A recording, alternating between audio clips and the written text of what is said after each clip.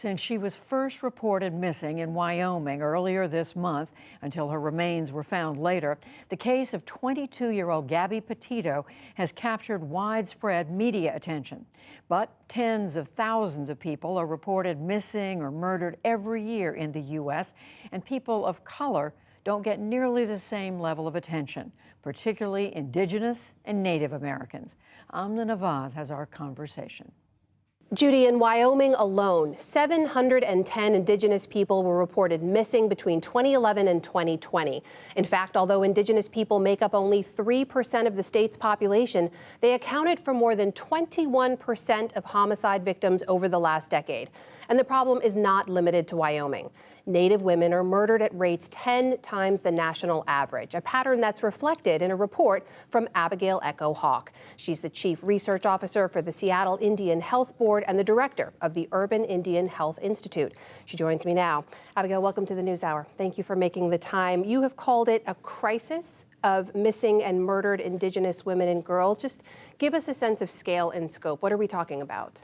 We're talking about a crisis that didn't just start 5 years ago, 10 years ago, but one that has started and has been going on for more than hundreds of years. We have seen Native women go missing and murdered at astronomical rates, but despite knowing this within our communities and having the stories, we see an underreporting of them in the data, which makes it harder for us to advocate for and to show the disparity that exists in our communities and the loss of our loved ones. Tell me why that underreporting is happening. What part of the system is failing? In 2018, my organization put out a report in which we found that law enforcement agencies were either not collecting race and ethnicity of victims. We found database systems that would default to white if race and ethnicity wasn't collected, or they would visually look at somebody and decide what their race and ethnicity is.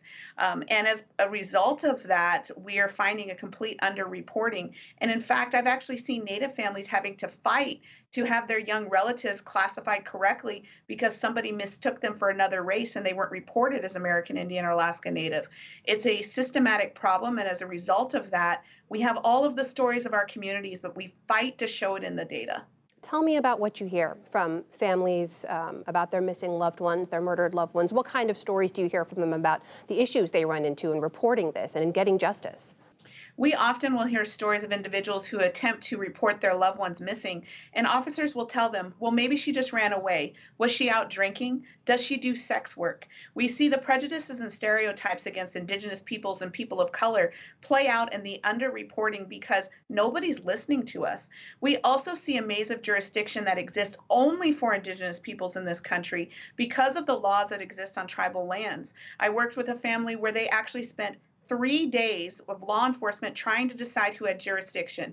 And in that 3 days, their loved one remained missing and nobody was looking for them. You mentioned these jurisdictional issues, and a lot of people think, well, that's just limited to when you're talking about tribal lands versus non-tribal lands. But your report was based on 71 urban cities across 29 states. So is this an issue regardless of where you live? Absolutely. And we see this systematic issue playing out as a result of institutional and structural racism. In 2018, I put out another report related to high rates of sexual violence against American Indian, Alaska Native women in the city of Seattle. Out of the 94% of the women we talked to, 94% of them had been sexually assaulted in their lifetime, but only 8% of them saw a conviction of their rapist within the justice systems. We see a lack of accountability. We see a lack of investigation. And again, the systematic issues that place the blame of our victimization on our community instead of looking at why are we being targeted and why are we being victimized at such high rates.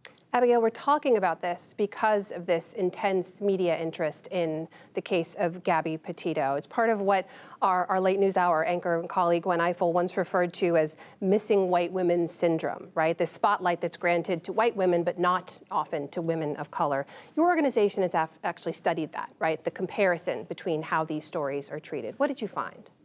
In our report, we actually found of the cases that we looked at, 95% of them weren't covered in the media. And this didn't mean that there weren't videos. It didn't mean that there wasn't active ways to put this in the media. It's just nobody's cared. And I actually contributed to the report in Wyoming that showed more than 700 people missing. And that report, which came out in January of this year, again, had very little coverage. And as the Indigenous community, we mourn for the family of anybody whose loved one goes missing and murdered. But what we demand is equity in this kind of coverage because the lives of our women also matter. In just the few seconds we have left, what does it take to fix this, to change this? We need to see not only media coverage, but we need to see changes in policies.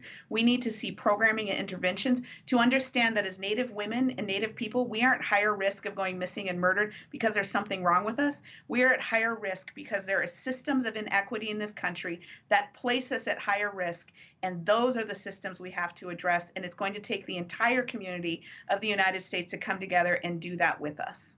That is Abigail Echo Hawk, director of the Urban Indian Health Institute, joining us tonight. Thank you for your time. Thank you for having me.